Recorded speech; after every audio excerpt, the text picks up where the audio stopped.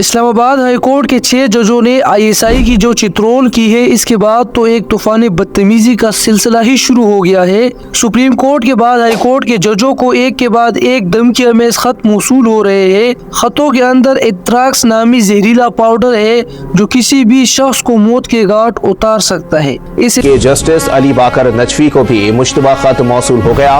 اہم معاملے کی بات، ججز دباؤ اور دھمکیوں کی زد میں۔ اسلام آباد اور لاہور ہائی کورٹس کے بعد ملک کی اعلیٰ ترین عدالت کے جج صاحبان کو بھی مشکوک پاؤڈر والے دھمکی آمیز خطوط مل گئے۔ اسلام آباد high court judges received letters laced with anthrax. 4 judges of the Pakistan Supreme Court and 4 judges انتھریکس نامی پاؤڈر کا استعمال خفیہ ایجنسیاں لوگوں کو مارنے کے لیے کرتی ہے۔ پاکستان کی جاگی ہوئی عوام کو میرا سلام۔ میں پاکستان کی جاگی ہوئی عوام سے کچھ سوال پوچھنا چاہتا ہوں، لیکن اس سے پہلے اگر آپ چینل پر نئے ہیں تو سبسکرائب کرنا مت بھولیے گا۔ اسلام آباد ہائی کورٹ کے 6 ججوں نے اپنے خط میں ان تمام واقعات کا ذکر تفصیل سے کیا تھا کہ کیسے پاکستان کے خفیہ ادارے انصاف پر اثر انداز ہونے کے لیے ججوں کو دھمکاتے ہیں۔ صاحب بہادر اور ان کے یہ کرپٹ نوکر یہ توقع کر رہے تھے کہ جج ان کو ننگا نہیں کریں گے، لیکن ججوں نے ان کو ننگا کیا اور ان کی بے ساختہ چیخیں نکال۔ ججوں کے خط کے بعد یہ توقع کیا جا رہا تھا کہ chief justice suo motu notice لے گا اور اپنی سربراہی میں ایک اسٹرانگ جوڈیشل کمیشن بنائے گا، لیکن ایسا نہیں ہوا۔ قاضی اور صاحب بہادر کی ڈیل ہوئی اور پاکستان کے وکلاء اور عوام کو انصاف کے نام پر لولی پوپ دیا گیا اور معاملے کو دبایا گیا۔ حکومتی کمیشن کی ناکامی کے بعد چیف جسٹس نے فل کورٹ اجلاس بلانے کے ریمارکس دیے تو تمام ججوں کو دھمکیاں میں اس خط موصول ہو گئے۔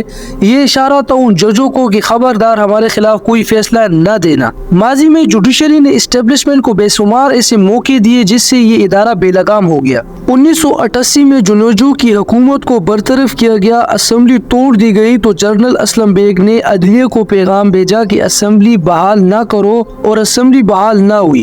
1993 میں جب جنرل اسلم بیگ ریٹائر ہو گئے تو اس نے یہ انکشاف کیا کہ کیسے اس نے عدلیہ کو پیغام بھیجا تھا اور اسمبلی کی بحالی کو روک دیا تھا اور مداخلت۔ اس کے بعد اس وقت کے چیف جسٹس نے اسلم بیگ کو بلایا اور وضاحت مانگی گئی۔ جنرل اسلم بیگ اس پر قائم رہے اپنے بیان پر۔ اس نے کہا کہ میں نے مداخلت کی مگر عدلیہ نے جانے دیا اور کوئی ایکشن نہ لیا۔ اس طرح کے بے شمار واقعات سے پاکستان کی تاریخ بڑی پڑی۔ زہر کا استعمال اپنے دشمنوں کو مارنے کے لیے صدیوں سے کیا جا رہا ہے۔ اسلام کی تاریخ میں پہلی دفعہ ایک یہودی عورت نے نبی پاک صلی اللہ علیہ وسلم کو زہر دیا۔ تاریخ کے پنوں کو پلٹتے ہیں تو زہر دینے کی بے شمار داستانیں ہمارے سامنے آتی ہے۔ زہر کو ہتھیار کے طور پر استعمال کرنے کی شروعات عیسائیوں اور یہودیوں نے کی۔ مسلمان حکمرانوں اور فوج کے اعلیٰ عہدیداروں کے خلاف زہر کو بطور خفیہ ہتھیار استعمال کیا گیا۔ جہاں بڑے ہتھیاروں کا استعمال کر کے مشن کو کامیاب کرنا ناممکن ہوتا تھا، وہاں زہر کے چند قطرے خطرناک ثابت ہوتے تھے۔ جتنی تباہی ہزاروں فوجی مل کر نہیں کر سکتے، وہاں یہ زہر کے چند قطرے خاموشی سے تباہی پھیلا دیتے تھے۔ 21ویں صدی کے اس ٹیکنالوجی کے دور میں بھی زہر کو دشمنوں کے خلاف استعمال کیا جا رہا ہے۔ ISIS کے سربراہ ابوبکر البغدادی اور ان کے 3 کمانڈروں کو زہر دیا گیا۔ 2 ایسے زہر جن کا استعمال خفیہ ایجنسیاں لوگوں کو مرانے کے لیے کرتی ہے۔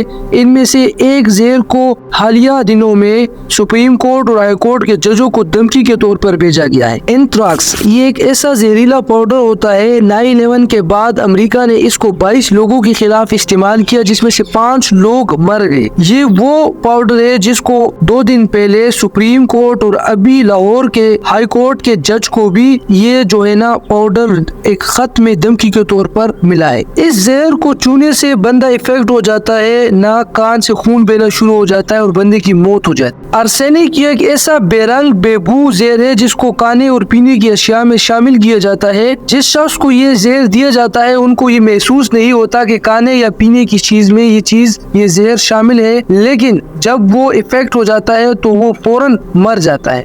اور اس زہر کا استعمال اکثر جگہوں پہ کیا جاتا ہے کھانے اور پینے کی اشیاء میں ملا کر۔ مقصود چپڑاسی اور FIA کے ڈائریکٹر رضوان کی اچانک موت ویسے ہی نہیں ہوئی بلکہ ان کو بھی یہی زہر دیا گیا۔ سابق ڈائریکٹر FIA ڈاکٹر رضوان کا انتقال ہو گیا ہے۔ ڈاکٹر رضوان کو لاہور میں دل کا دورہ پڑا उन्हें सर्विसेज अस्पताल मुंतकिल किया गया लेकिन वो जामबर ना हो सके। इमरान खान की जेल में जाने के बाद 2 दफा ये बात जेल से बाहर आई कि इमरान खान को जहर दिया जा रहा है। अभी इमरान खान की एरिया बुशरा बीबी ने भी इंकशाफ किया है कि उनको खाने में जहर दिया जा रहा है, जिससे उनकी आंखें सूज जाती है और मायदे में जलन होती है, और जेल के अंदर से भी उनको किसी ने बताया है कि आपको जहर दिया जा रहा है। Bushra Bibi was poisoned while being imprisoned at his private residence in Islamabad. The Pakistan बानी पीटीआई की अहलिया बुशरा बीबी ने दावा किया है कि शबे महराज को उनके खाने में केमिकल के 3 खतरे मिलाए गए।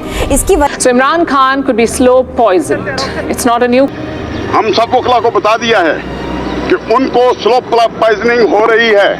हमने जहां पाकिस्तान के अवाम, सियासतदान और जुडिशरी ने मिलकर इस्टेब्लिशमेंट को नंगा किया, वहाँ इनकी कारकर्दगी ने भी इनकी साख को खराब किया। द गार्डियन ने एक खबर शाया की है, पाकिस्तान की खुफिया एजेंसी ने ये दावा किया है कि भारतीय एजेंसी ने पाकिस्तान में 22 लोगों को टारगेट करके कत्ल किया। ये खबर पाकिस्तान की एजेंसियों की कारकर्दगी पर सवालिया निशान है कि एक मुल्क की एजेंसी बाहर से आके पाकिस्तान में लोगों को मार रही है, तो हमारे इदारे और हमारे एजेंसियां क्या कर रही है? सवाल एक है, जवाब वाज़ेह है। पाकिस्तान के इदारे, फौज, ISI, इनकी पहली तरजीह पाकिस्तान में किसकी हुकूमत लानी है, किसकी हुकूमत ख़त्म करनी है, पाकिस्तानियों को किस तरह गिरफ्तार करना है, किस तरह पाकिस्तान के सुप्रीम कोर्ट और हाई कोर्ट के जजों को किस तरह धमकियाँ देनी है, पाकिस्तान के लोगों को किस तरह अगवा करना है, उनकी सारी की सारी कैपेसिटी और कैपेबिलिटी यहाँ पे लग रही है। और इसी वजह से वो दुनिया की नंबर 1 एजेंसी से एक फटीचर एजेंसी बन गई है, जबकि दुनिया की 7वीं 8वीं नंबर पाने वाली एजेंसी ने दुनिया की